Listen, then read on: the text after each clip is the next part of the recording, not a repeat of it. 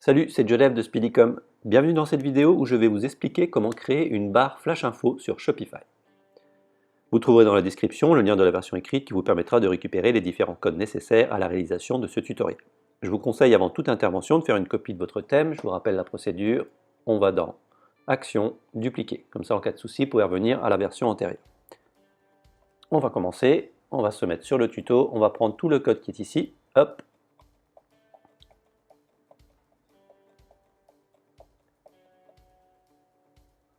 CTRL-C ou commande-C.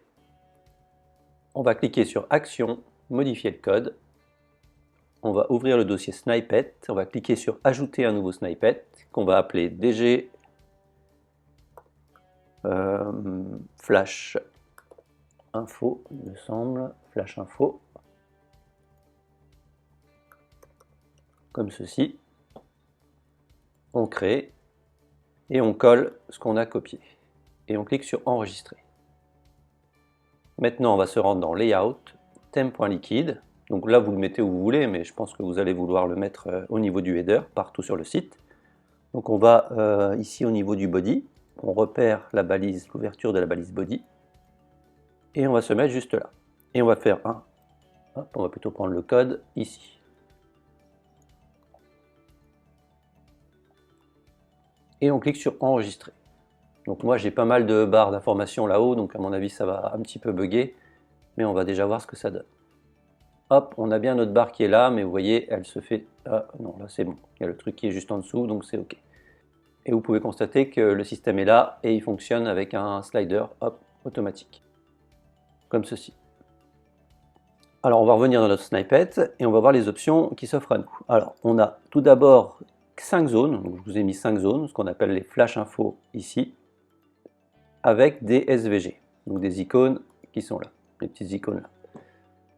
Donc j'ai mis, la première c'est la livraison, le camion, la deuxième c'est le... Hop, c'est la satisfaction client, ensuite la petite box, etc., etc., avec les textes qui sont juste en dessous.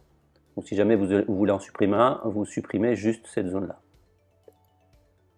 Si vous voulez en rajouter, vous copiez-collez ça, vous en rajoutez un autre, et ici vous allez trouver un nouveau SVG. Pour trouver un SVG, vous allez sur Flat Icon, et vous tapez ce que vous voulez. Par exemple, shopping. Hop.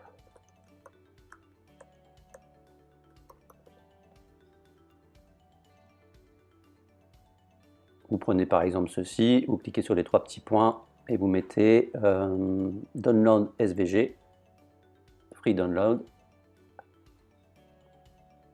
Il va se mettre ici, vous allez faire clic droit, afficher dans le Finder, ou si vous êtes sur Windows, afficher dans le dossier. Vous faites un Ouvrir avec Chrome.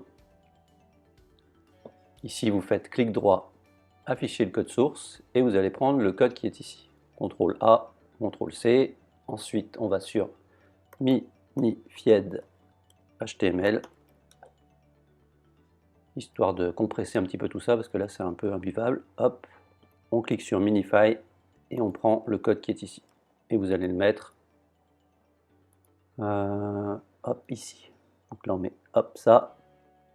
Et là, nouveau slider. Clac. On enregistre. On actualise. 1, 2, 3, ça va slider. Et on a une nouvelle icône qui est ici, nouveau slider. Alors, vous avez la possibilité de modifier ici les couleurs. Donc ici, vous avez l'habitude, c'est le background un petit peu noir. Ici, c'est blanc. Vous pouvez changer ces deux valeurs avec des couleurs hexadécimales. La couleur du SVG, donc de l'icône, donc elle est blanche.